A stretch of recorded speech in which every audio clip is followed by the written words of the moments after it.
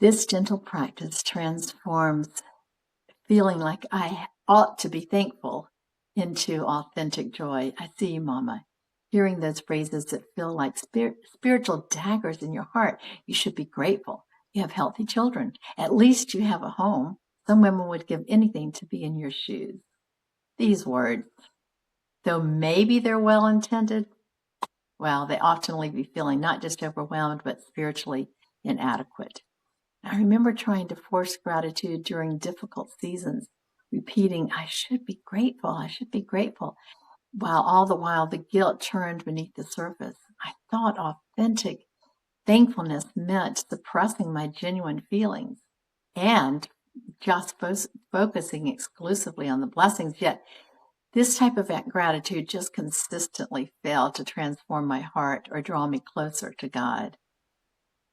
What I didn't realize was that forced gratitude wasn't just ineffective. It was actually blocking me from experiencing the authentic thankfulness that God designed to sustain us through both joy and sorrow.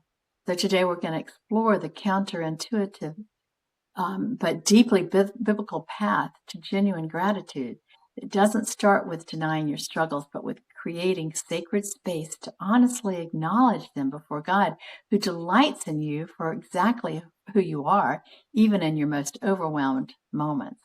Why does this matter? Because it does. It does matter. Well, we live in a culture of toxic positivity where good vibes only and just be grateful have become spiritual weapons that wound rather than heal.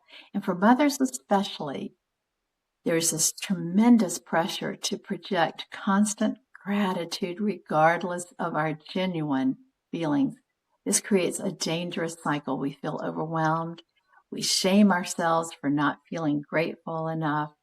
And this shame increases our stress, and authentic gratitude becomes even more elusive. Research in emotional psychology reveals something that's really fascinating. Emotions that are acknowledged tend to integrate and transform, while emotions that are suppressed tend to persist and intensify. Dr. Susan David, a Harvard psychologist and author of Emotional Agility, explains that forcing positive emotions like gratitude when we're genuinely struggling actually reduces our psychological flexibility and our resilience.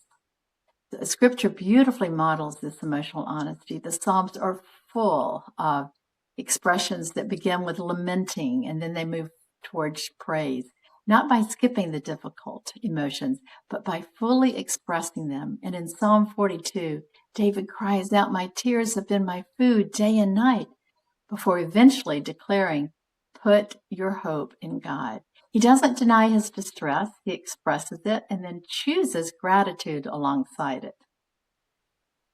When we embrace this biblical both and approach, we discover the liberating truth that life is happening for us, not to us, and that God delights in us even in our most honest moments of struggle.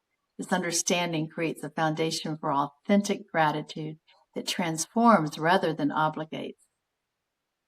So what is the practice? How do we actually move from being obligated to be thankful to really sharing who we are? So let me share some sacred practices that have really transformed my approach to thankfulness. First, implement the permission before gratitude sequence. This can be as simple as placing your hand on your heart while you're nursing the baby or while you're washing dishes and silently whispering, "Father, I give myself permission to feel overwhelmed right now." Or, "It's okay that I'm frustrated by this situation." This brief acknowledgement, it doesn't just create emotional safety, it creates sacred honesty before God, who already knows your heart. I discovered that this genuine moment of truth-telling before the Lord just naturally opened space for authentic thankfulness. And second, practice the holy both and framework. Instead of forcing an either or choice between negative feelings and gratitude, embrace the sacred complexity of your experience and just say this simple prayer. I'm feeling that this is really hard. I'm having this emotion, and I'm grateful for this specific thing. So in other words, I'm feeling exhausted by the middle of the night feedings, and I'm so grateful for this precious time that I have with this baby all by myself at night. And this approach honors the fullness of your experience as a mother while acknowledging God's presence in both the struggle and the blessing. And third, create a gratitude through honesty practice. This doesn't require journaling or extra time, even though you could journal about it. But while standing in the shower or waiting in line for something, begin with an honest acknowledgement to God. Today was hard because blah, blah, blah.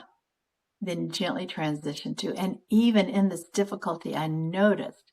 And this practice trains your spiritual eyes to perceive both reality and divine provision simultaneously without the disconnection of forced positivity. And I remember the exact moment this shift happened for me. After weeks of sleep deprivation with my newborn, and I was so tired, and I stopped forcing myself to feel grateful and instead said aloud, "This is really hard right now. Lord, I am struggling." And the relief was immediate, and surprisingly, genuine gratitude followed naturally. And even in this exhaustion, I'm grateful for the quiet 3 a.m. moments when it feels like just the two of us exist. And that gratitude felt real because it wasn't forced. It emerged from honesty before God, who delights in authentic relationship rather than spiritual performance. Overcoming obstacles. Moving from, I have to do this, to authentic gratitude isn't always straightforward. So let's just address some of the common obstacles you might face. First, the guilt obstacle. You might think, if I acknowledge negative feelings, I'm being ungrateful for my blessings or lacking in faith. Remember that emotional honesty isn't ingratitude or spiritual weakness. It's actually the pathway to genuine thankfulness. Even Jesus in Gethsemane expressed his dread before accepting God's will. Honesty and gratitude, they can coexist because God delights in your authentic heart, not in your spiritual performance. Second, the external pressure factor. Well-meaning people will continue telling you to just be grateful when you express struggles. Prepare a gentle response like, I appreciate the reminder to be grateful. I'm working on honoring both my challenges and my blessings, which helps me find authentic thankfulness. This maintains your boundary while acknowledging their intention. And third, the comparative gratitude trap. Thoughts like others have it worse, so I should complain. That just creates another, I should be doing this rather than authentic gratitude. Instead of comparing, try connecting. Many mothers struggle with these feelings, and we're all doing our best to find genuine gratitude within our unique challenges, trusting that life is happening for us rather than to us.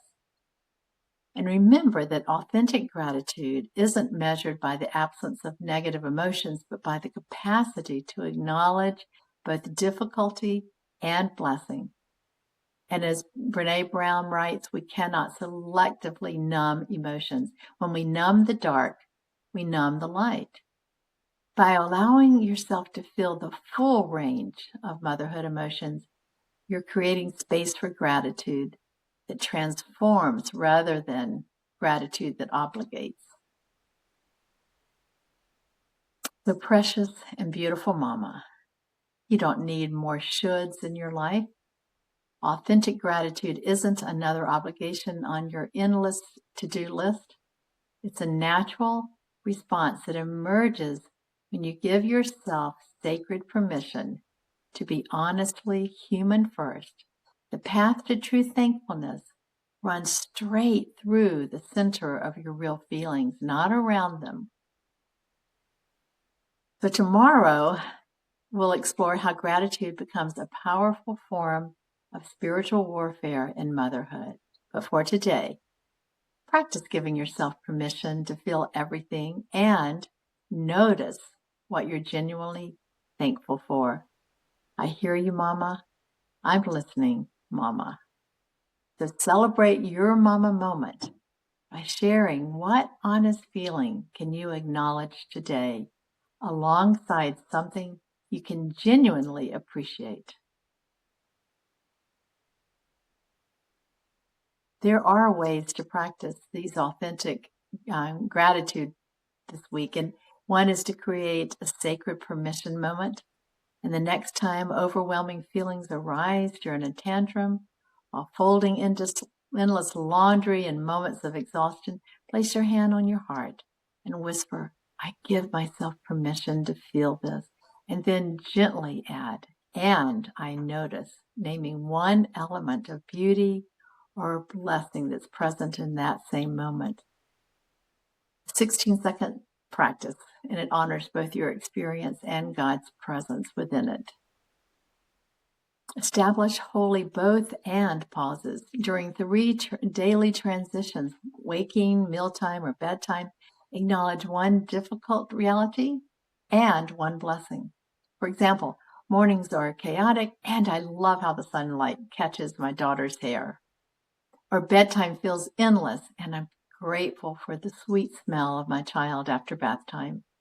These paired acknowledgments, they create windows through which you glimpse divine purpose amid daily chaos. Embrace the truth, then gratitude. When someone says you should be grateful, mentally respond with, I will honor my truth first, and then gratitude can authentically emerge. This internal boundary, it protects your spiritual integrity while remaining open to genuine thankfulness.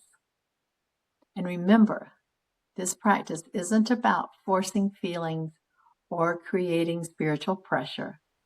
It's about meeting God in the honest middle of your motherhood journey, honoring both your human experience and divine provision.